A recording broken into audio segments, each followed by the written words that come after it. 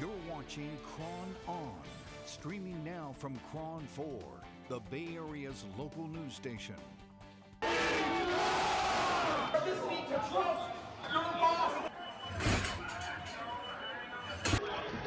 broke the glass? Everybody stay down! Get down! Today marks 1 year since rioters stormed the nation's capital in an attempt to overturn the 2020 presidential election. The events took place on January 6th. Well, they started as a rally but ended as an attack. And while the mob was moving towards the Capitol on January 6th, Representative Khanna was being evacuated from his office in the Cannon building due to a bomb threat. And Representative Khanna is joining us. And tell me what goes through your mind at this point. It's 365 days later, but still that memory must be very fresh in your mind. It is. It really was an appalling, horrific day. I was in the Cannon building. They said we had to evacuate right away. There was a lead pipe bomb apparently somewhere on the premises. And I rushed exited the building, rushed towards the Capitol, and then we got text saying, don't come into the Capitol, it's being overrun. And so we ended up going back into the Cannon building, not knowing whether the bomb had been defused, and I locked my door and was inside the rest of the day. Tragically, they still have not caught the person who was responsible for the lead pipes. I don't understand how we haven't caught such a person who was trying to bomb buildings in the Capitol complex. It somehow goes without saying that it is still quite horrific to just put our heads around that this happened on our soil by people that are U.S. citizens.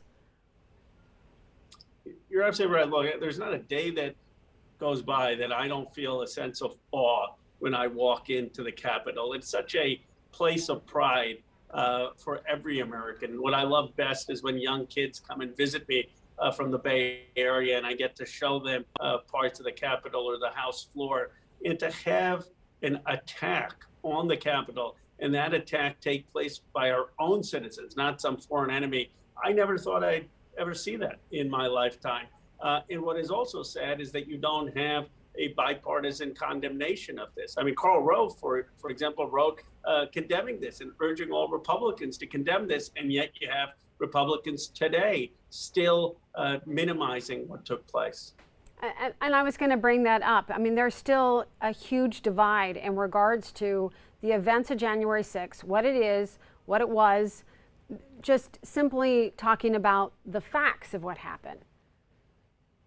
Let me suggest a way that every American should be able to agree on. Yes, there are people who showed up on January 6th who were protesters and were peaceful. Let's stipulate that. But we know for a fact that there were thousands of people there who were not peaceful, people who were armed, people who were chanting death to Vice President Pence, people who made the deliberate decision to scale the Capitol walls, who shoved aside police officers and stormed into the building. I don't understand how any American can condone that. Our country was founded based on the premise that we settle differences based on political engagement, not violence. And so you can have a view that, yes, some people were there peacefully, but still condemn the violent perpetrators of the insurrection. And that shouldn't be hard for anyone, regardless of their party. And on that, the heels of that, you can also talk about differences. I mean, some people could say or feel that the election was not to their liking or that they have problems with the election. But all of the facts and all of the steps, including the United States Supreme Court, has already weighed in that there was absolutely no stealing of any election.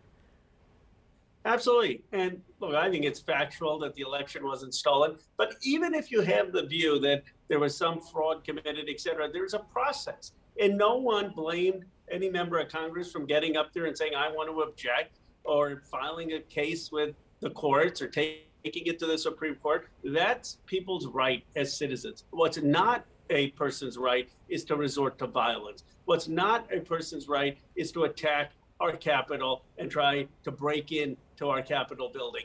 That is unconscionable. That is un-American.